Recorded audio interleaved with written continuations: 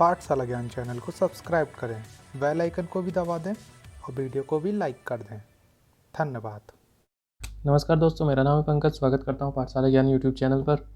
यहाँ हमने पिछले 2 वीडियोज़ में पढ़ा था consistency of homogeneous and non homogeneous equation के बारे में। ठीक है, 1 बाय 1 पढ़ा था। पहले हमने होमोजीनियस के बारे में पढ़ा था, फिर हमने नॉन होमोजीनियस के बारे में पढ़ा था। ठीक है, हमने यहाँ देखा था कि हमारे पास जो सिस्टम ऑफ इक्वेशंस है उनके सॉल्यूशन यूनिक है या फिर इनफाइनाइट है या फिर उनका कोई सॉल्यूशन नहीं है, और हमने पर्टिकुलर सॉल्यूशन भी फाइंड किए थे। ठीक है, तो आज हम उनसे रिलेटेड ही कुछ एग्जाम्पल करने वाले हैं, तो चलिए पढ़ लेते हैं।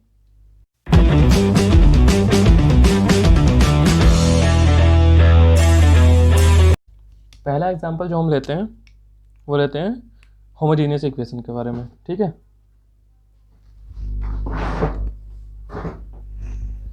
अब ये एग्जाम्पल है, इसमें हमें कहा गया है कि find the value of B. इसमें हमें कहा गया है find the value of B. ठीक है, और हमारे पास क्या दिया है, सिस्टम दिया गया है इक्वेशन का x plus Y plus 3z equal to 0 and 2x plus Y plus 2z equal to 0 and 4x plus 3y plus bz equal to 0। ठीक है, और मुझे क्या कहा गया है हैज़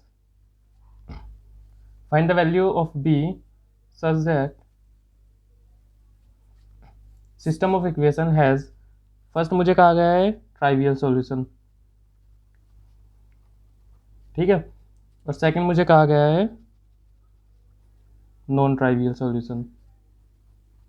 मतलब मुझे 2 कंडीशन दे दी, फर्स्ट कंडीशन है ट्राइवियल सॉल्यूशन की, सेकंड कंडीशन है नॉन ट्राइवियल सॉल्यूशन की, और उसके हिसाब से मुझे v फाइंड करना है। ठीक है, तो हमें सबसे पहले क्या करना है, मैंने आपको बताया था जैसे कि सिस्टम ऑफ इक्वेशन को हमें सोल्व करने के लिए क्या करते हैं, पहले से मैट्रिक्स फॉर्म में लिखते हैं। तो मैट्रिक्स फॉर्म में लिख लेते हैं इन तीनों इक्वेशन को 1 बाय 1। तो यहाँ पे 1 1 3 2 1 2 4 3 b, ये हमारा ए मैट्रिक्स हो गया। ये वेरिएबल होते हैं, that is X Y Z, equal to हमारा क्या होता है 0 0 0। ये होमोजीनियस है ना, यहाँ पे कोफिशिएंट 0 है सारे। ठीक है, इसे ए बोलते हैं, इसे एक्स, इसे बी, मतलब ए एक्स इक्वल टू मेरा बी हो जाता है। ठीक है, अब यहाँ पे पहली कंडीशन दी गई ट्राइवियल, दूसरी दी गई नॉन ट्राइवियल। अब होमोजीनियस इक्वेशन में हमने पढ़ा था, रिवाइंड कर लेते हैं चीज़ों को। ठीक है, होमोजीनियस इक्वेशन के बारे में हमने क्या पढ़ा था, फटाफट देख लेते हैं। पहली बात तो क्या है, हमें याद रखना है कि ऑलवेज कंसिस्टेंट होती है। मतलब इसका क्या है कि हमेशा सॉल्यूशन मिलेगा ही मिलेगा हमें। मतलब इसमें वो कंडीशन नहीं आती नो सॉल्यूशन वाली, जो कि नॉन होमोजीनियस इक्वेशन में आ जाती है हमारी। ठीक है, तो पहली चीज़ तो है कि कंसिस्टेंट होगा और इसका सॉल्यूशन हमेशा हमें मिलने वाला है। ठीक है, अब सॉल्यूशन 2 टाइप के हो सकते हैं, या तो यूनिक सॉल्यूशन होगा जिसे हम ट्राइवियल सॉल्यूशन बोलते हैं, या फिर इनफाइनाइट सॉल्यूशन होगा जिसे हम नॉन ट्राइवियल बोलते हैं। अब देखते हैं यूनिक सॉल्यूशन क्या था हमारा, कि जैसे मेरा ए मैट्रिक्स बना है ये, इसकी रैंक जो है वो नंबर ऑफ अननोन के इक्वल होगी। मतलब यहाँ पे अगर हम देखें तो 3 मेरे अननोन है, अगर इसकी रैंक 3 है तो मेरा जो सिस्टम ऑफ इक्वेशन है वो क्या रहेगा, यूनिक सॉल्यूशन रहेगा, या फिर मैं बोलूँगा इसे ट्राइवियल सॉल्यूशन। ठीक है, अब नॉन ट्राइवियल के केस में क्या है, मेरी जो रैंक आएगी ए मैट्रिक्स की वो लेस देन आनी चाहिए नंबर ऑफ अननोन से। मतलब इस मैट्रिक्स की रैंक 2 हो सकती है या फिर 1 हो सकती है। ठीक है, तो हम 2 के लिए सोल्व करते हैं, बिकॉज ए के लिए सोल्व करने जाएंगे तो हमें सेकंड रो को भी 0 बनाना पड़ता है। ठीक है, तो मतलब हमारी रैंक 2 होगी, जो कि नंबर ऑफ अननोन 3 है ना, उससे कम होगी। उस केस में हमारा इनफाइनाइट सॉल्यूशन दिखाएगा या नॉन ट्राइवियल सॉल्यूशन दिखाएगा। अब इसे सोल्व कर लेते हैं। ठीक है, कंडीशन हमने समझ ली। अब अगर मैं इसे सोल्व करता हूँ तो ए को लिख लेता हूँ मैं यहाँ पे होमोजीनियस के केस में 1 1 3 2 1 2 4 3 b। ठीक है, अब मैं क्या करता हूँ, ये R1 है, पता ही है आपको, तो अच्छे से बता दिया मैंने। यहाँ पे मैं ऑपरेशन लगाता हूँ रो 2 में R2 माइनस 2R1। ठीक है, मैंने क्या कहा था आपको, पहले ये वाला एलिमेंट 0 करते हैं, उसके बाद ये वाला एलिमेंट 0 करते हैं, ऐसे ही 1 बाई 1, फिर उसके बाद ये वाला एलिमेंट 0 करते हैं। ठीक है, तो ये ऑपरेशन लगाएंगे इसमें R2 माइनस 2R1, यहाँ पे लिख लेते हैं 2R1 पहले। तो 2R1 जब मैं लिखूंगा तो R1 में 2 से मल्टीप्लाई करके, मतलब 2 2 6। ठीक है, अब इसे सब्ट्रैक्ट किससे करना है, R2 से, तो R2 लिख लेते हैं। R2 क्या है मेरे पास 2 1 2। ठीक है, अब देखते हैं इसे सब्ट्रैक्ट करके क्या आता है। ठीक है,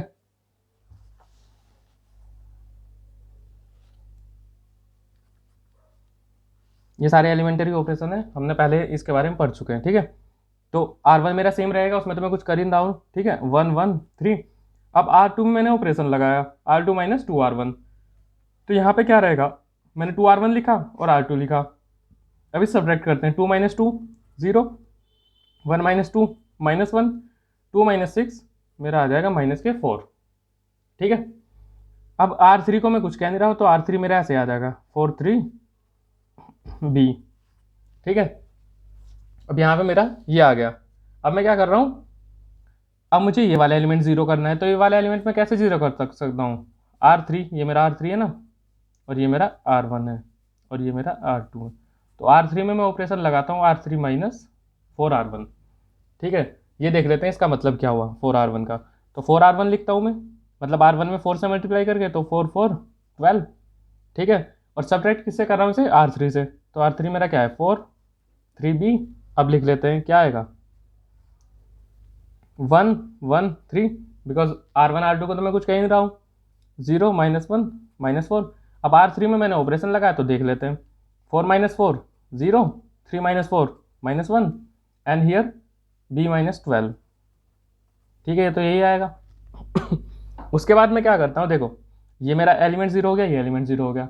अब क्या करना है मुझे, ये वाला एलिमेंट जीरो करना है। तो इस एलिमेंट को जीरो करने के लिए क्या करूँगा मैं, यहाँ पे देख सकते हैं ये मेरा R2 है, ये R1 है, ये मेरा R3 है, ठीक है। मैं क्या करता हूँ, R3 में ऑपरेशन लगाता हूँ R3 माइनस R2 का, ठीक है। देख लेते हैं R2 मेरा क्या है 0 माइनस 1 माइनस 4, ये वाला, और सब्ट्रैक्ट किससे करना है इसे, R3 से। तो R3 देख लेते हैं 0 माइनस 1 B माइनस 12। अब लिख लेते हैं क्या आता है, ठीक है।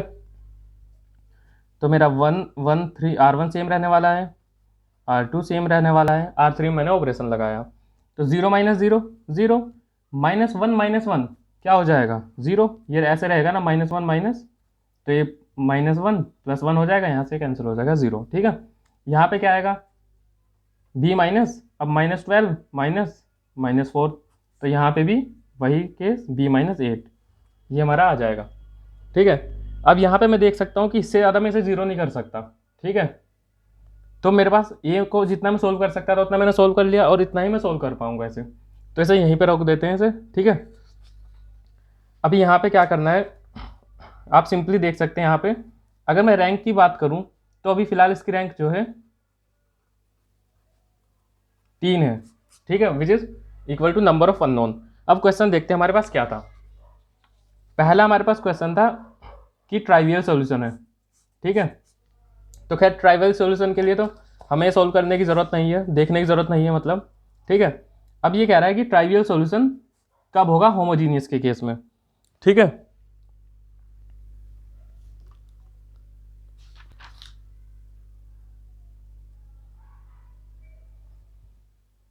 ठीक है, अब यहाँ पे देखते हैं, जब हमने ट्राइवियल सॉल्यूशन इसका देखा था होमोजीनियस का, ठीक है, तो यहाँ पे क्या हमने पढ़ा था, सब इससे पहले 2 वीडियो में हमने पढ़ा था कि होमोजीनियस इक्वेशन में जब भी हमारा system of equation trivial solution show करेगा, तो उसमें जितने भी वेरिएबल होंगे ना, लाइक एक्स हो, वाई हो, जेड हो, उन सब की वैल्यू हमारी जीरो रहेगी, जीरो ही फाइंड करके आती है।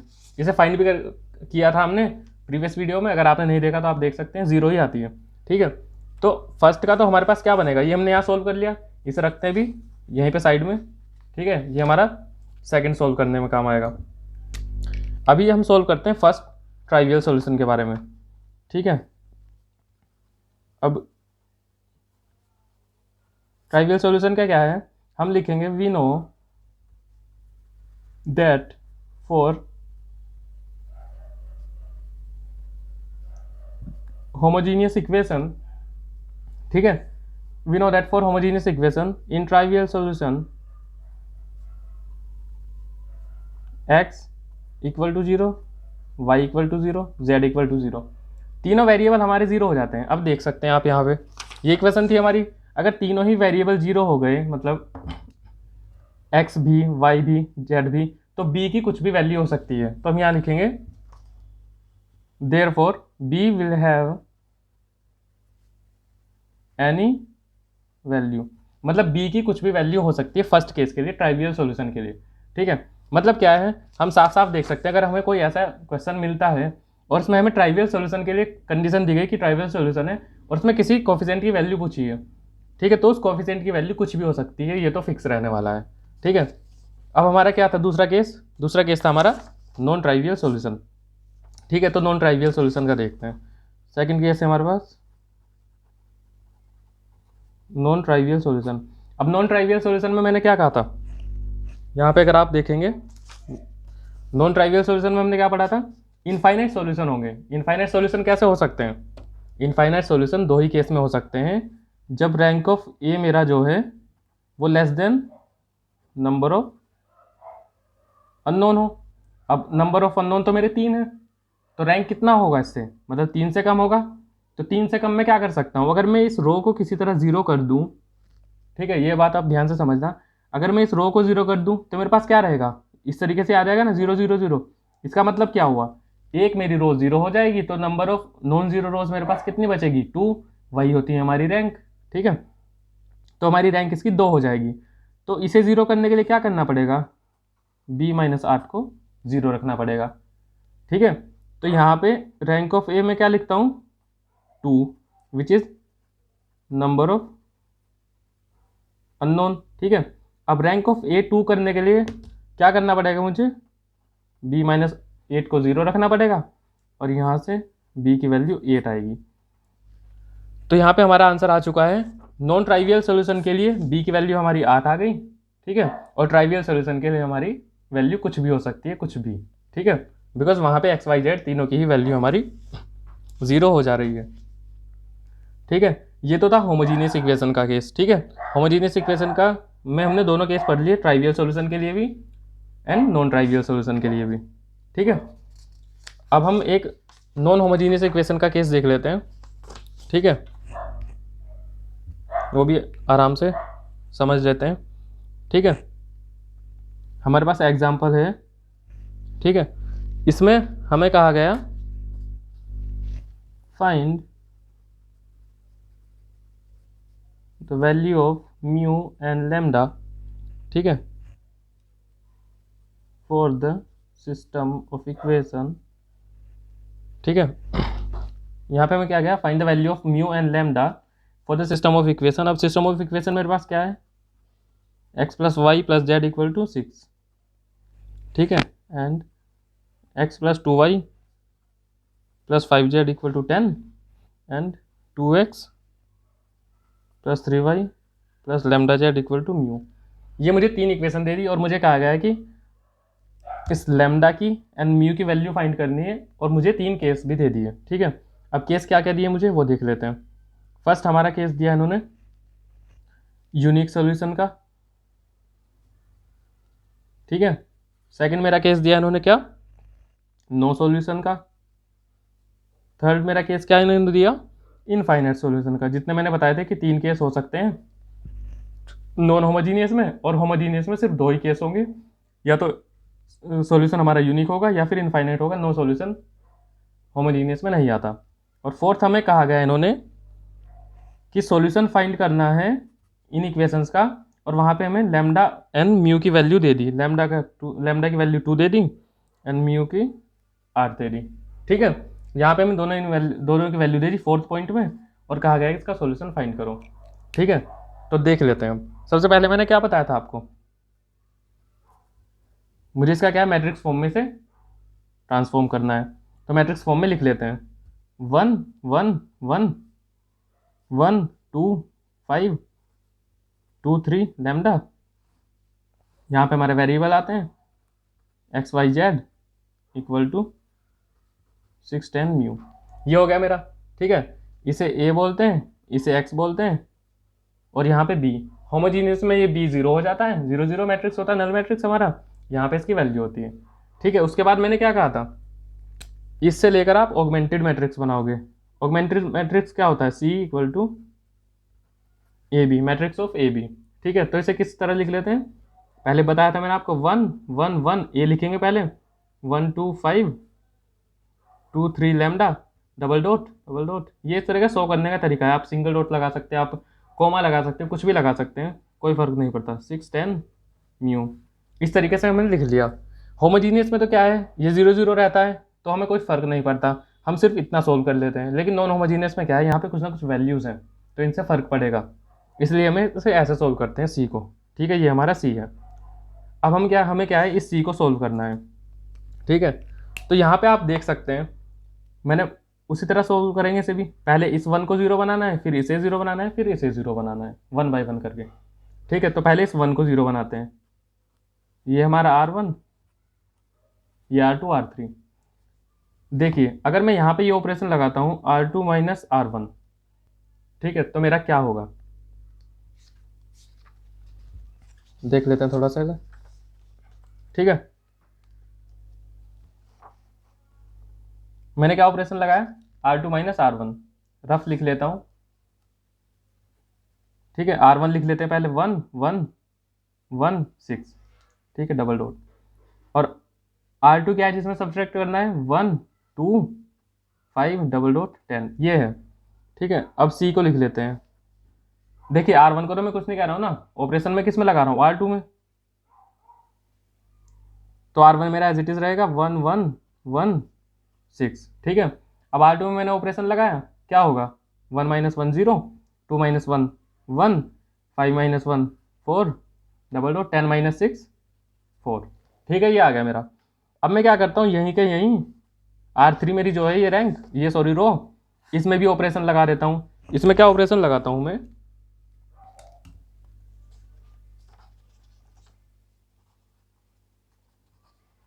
R3 minus 2R1। इसका मतलब क्या हुआ,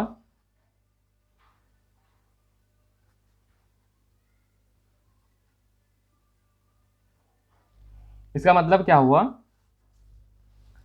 कि मैं R3 में से R1 सब्सट्रैक्ट कर रहा हूँ, वो भी 2 से मल्टीप्लाई करके। ठीक है, तो R1 लिख लेते हैं 2 से मल्टीप्लाई करके। देखिए ये R1 है हमारा, 2 से मल्टीप्लाई करते हैं, 2 2 2 एंड हियर 2 इंटू 6 12। ठीक है, अब किससे सब्ट्रैक्ट करना है इसे, R3 से, तो R3 लिख देते हैं, 2 3 लैम्डा एंड म्यू, ये हमारा आ गया R3।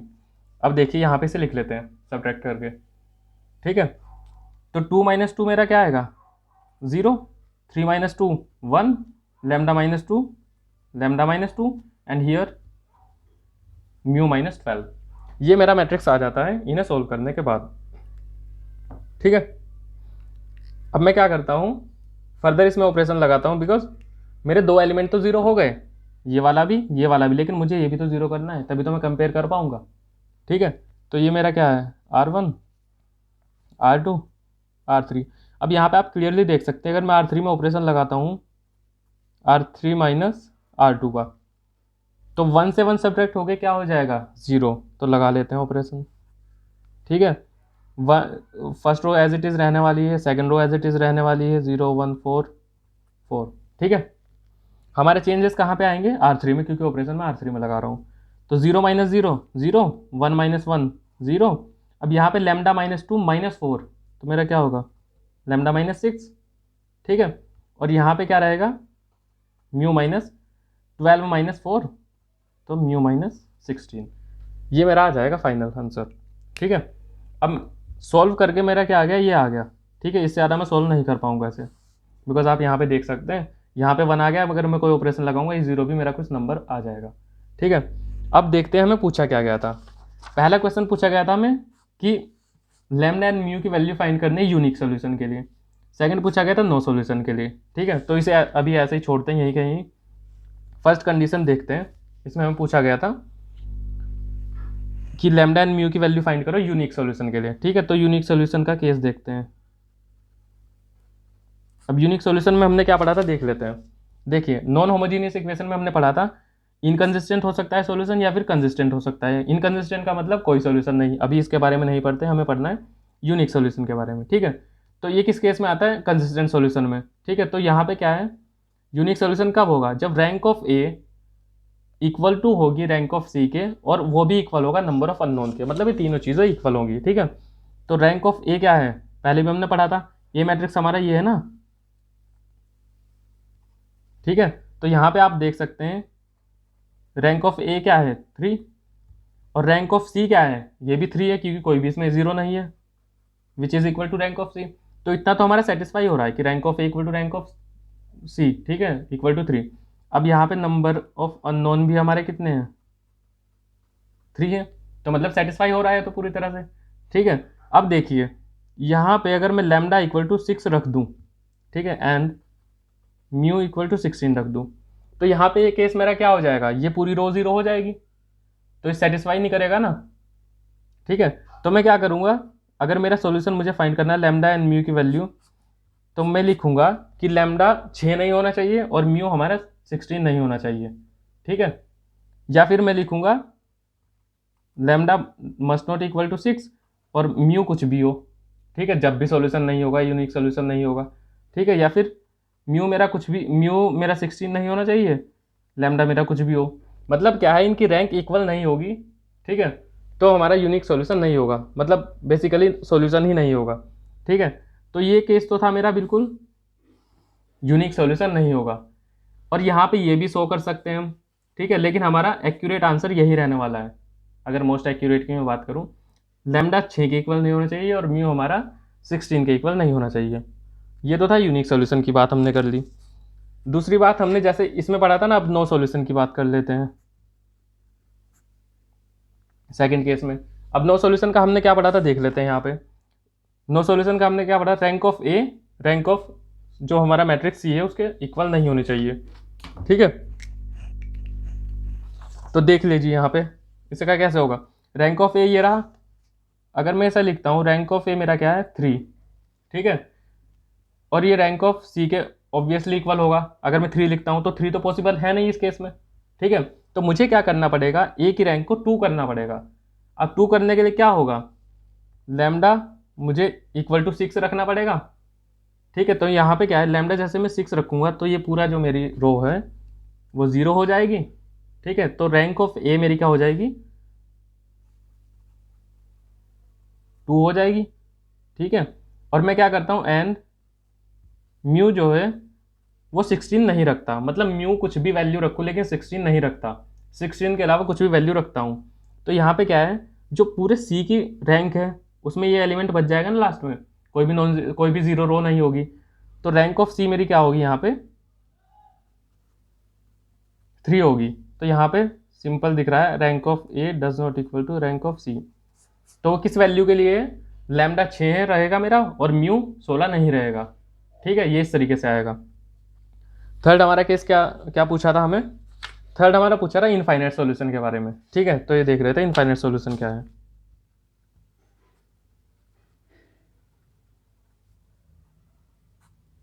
ठीक है।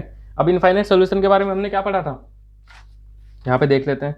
इनफाइनाइट सॉल्यूशन में हमारा क्या था, रैंक ऑफ ए और रैंक ऑफ सी तो इक्वल रहेगी लेकिन वे नंबर ऑफ अननोन से हमारी कम रहेंगी। मतलब कहने का क्या है, rank of A equal to rank of C but it must be less than number of unknown, ठीक है। तो यहाँ पे देखें नंबर ऑफ अननोन मेरे कितने हैं, 3।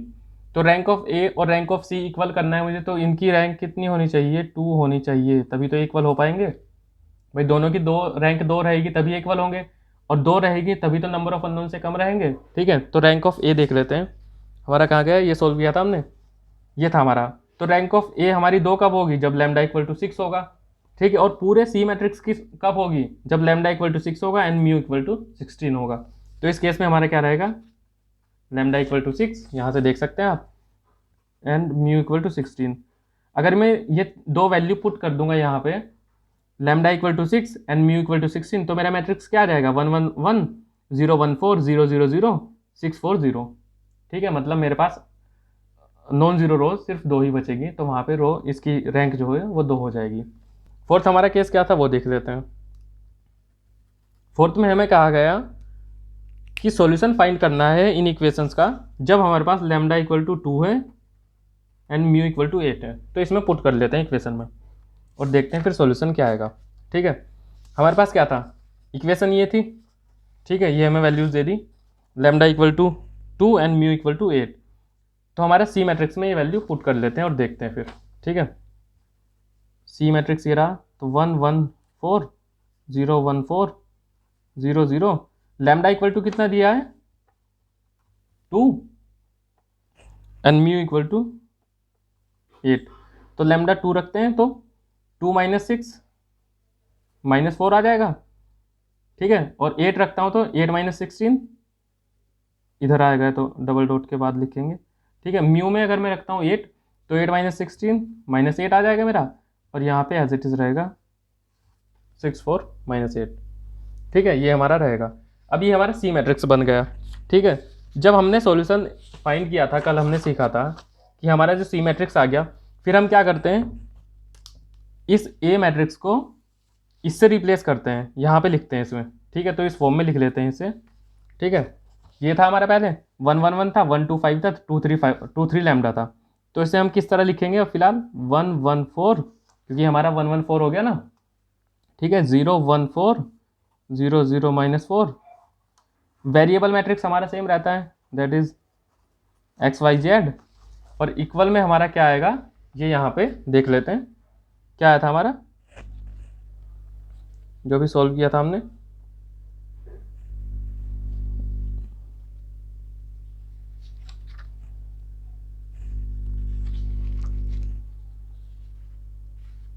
ठीक है, यहाँ पे सॉल्व किया था हमने 6 4 -8। उसके बाद हमने क्या किया था, हमने इनका मल्टीप्लाई किया था और इक्वेशन बनाई थी। तो हम क्या करेंगे, x plus Y plus 4z equal to 6, इस रो का इस कॉलम में मल्टीप्लाई, ये इक्वेशन फर्स्ट हो गई। अब ये क्या आएगा, 0 इंटू एक्स तो 0 हो जाएगा, तो यहाँ पे y plus 4z equal to 4। और यहाँ पे क्या रहेगा, x और y के साथ 0 0 है तो 0 हो जाएगा ये तो, और z आएगा माइनस के 4z इक्वल टू -8। अब 1 बाई 1 करके क्या करते हैं, 2 3, जल्दी से हम इसका सॉल्यूशन फाइंड कर लेते हैं। अब देखिए, थर्ड इक्वेशन से मैं क्या करता हूँ, z की वैल्यू निकाल लेता हूँ, 4 इंटू 2 8 हो जाएगा, तो z इक्वल टू 2 आ गया।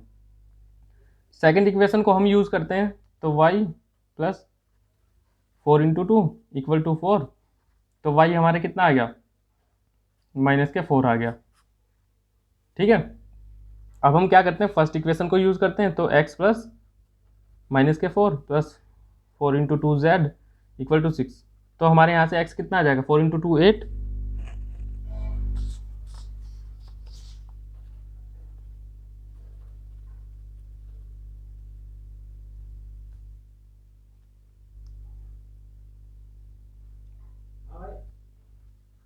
हमारा 2 आ जाएगा, ठीक है।